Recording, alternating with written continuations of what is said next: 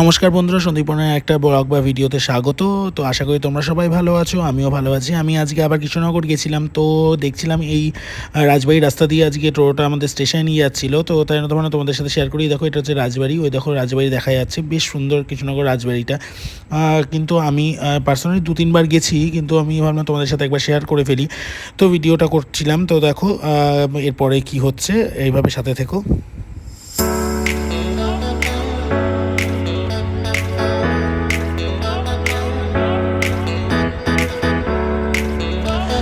তো ভিডিওটা শুরু করেছিলাম, শুরু করার পরে ভাবলাম তোমাদের সাথে এই মনোরম সুন্দর জায়গাটা একটু দেখাই। দেখো কি সুন্দর লাগছে, জলের ওপরে সুন্দর মেঘলা, মানে সরি, রোদ ঝলমলে আকাশ। তো বেশ ভালো লাগছিলো। আমি দেখতে দেখতে স্টেশনের সামনে চলে এসেছি। এটা হচ্ছে কৃষ্ণনগর বেলেডাঙ্গা মোড়, মানে রেল গেট পড়লে এখানে প্রচণ্ড জ্যাম হয়। তো আমিও জ্যামেই দাঁড়িয়েছিলাম। তারপরে আমি স্টেশনের দিকে যাচ্ছি, কিন্তু কী করে জানবো, ভাবলাম ভিডিওটা কন্টিনিউ করবো, কিন্তু কন্টিনিউ করতে পারিনি, কারণ মাঝে আমার প্রচণ্ড শরীরটা খারাপ হয়ে গেছিলো।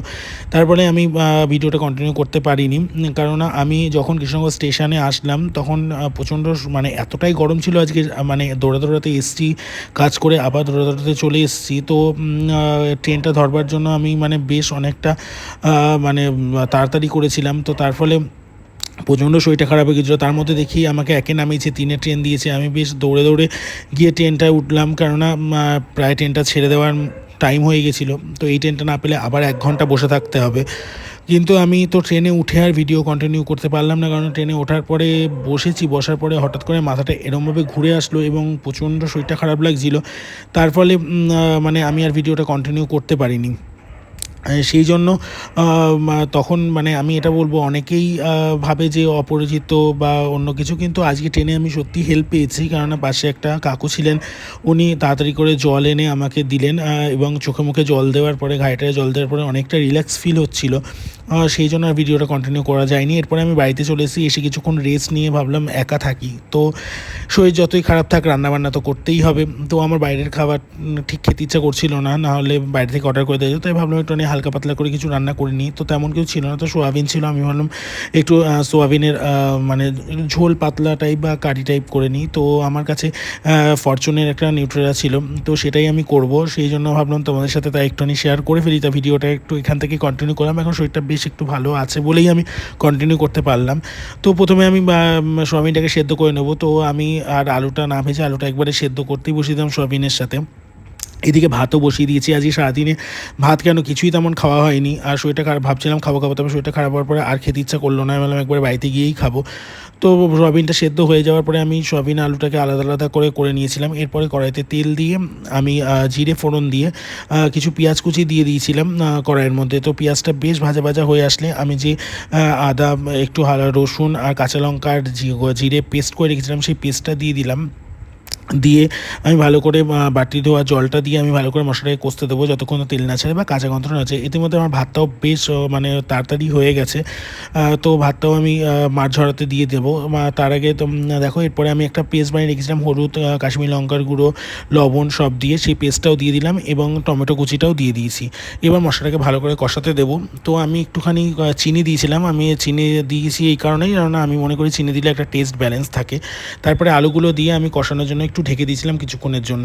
তো এরপরে আমি ভালো করে বা কিছু বাসন ছিল সেগুলোকে মেজে টেজে নিলাম এবং রান্নাঘরটাকে গুছিয়ে নিলাম। এরপরে আমি আলুটা কষে আসার পরে আমি সোয়াবিনগুলো দিয়ে দিয়েছি। এবার কিন্তু একা হাতে নাড়াতে খুব অসুবিধা হচ্ছিল, সেই জন্য আমি মানে ভালো করে নাড়িয়ে টাড়িয়ে তারপরে তোমাদের সাথে শেয়ার করলাম ভিডিওটা।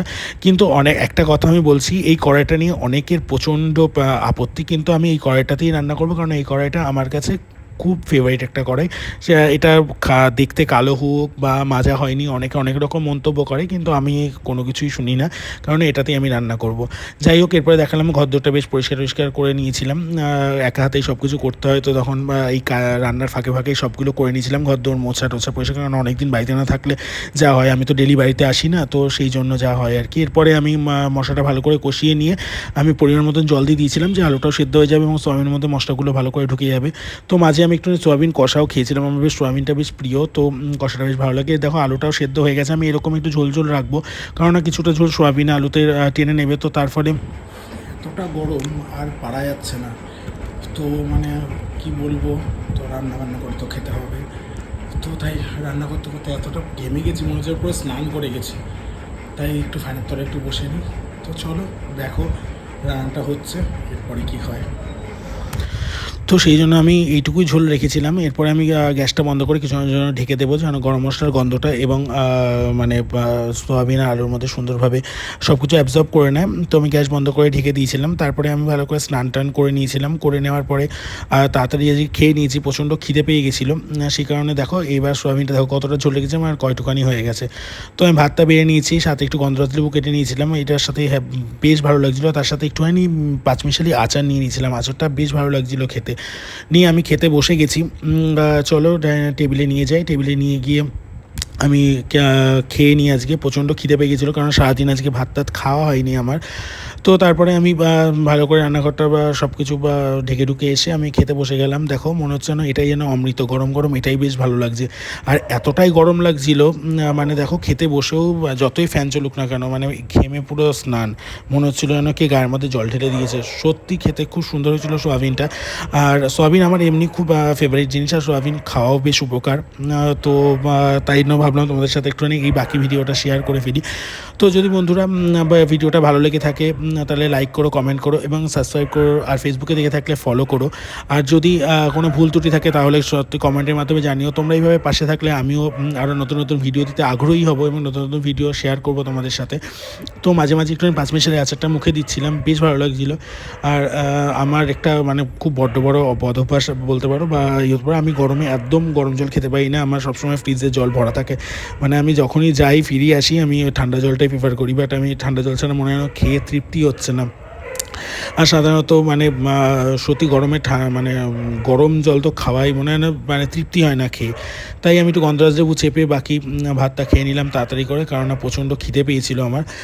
মানে সারাদিন পরে ভাত খেলে যা হয়, আমি একটু ভাত পছন্দ করি তাই জন্য। আর পাঁচমিশালির আচারটা দিয়ে খেতে খুব ভালো লাগছিলো। তো বন্ধুরা, তো এইভাবে পাশে থেকো, সাথে থেকো। আর নতুন নতুন ভিডিও তোমরা কী কী ভিডিও দেখতে চাও বা কেমন ভিডিও দেখতে চাও সেটা কমেন্টের মাধ্যমে জানিও। তো আজকের মতো এখানেই টাটা, শুভরাত্রি, সবাই ভালো থেকো, পাশে থেকো, নমস্কার।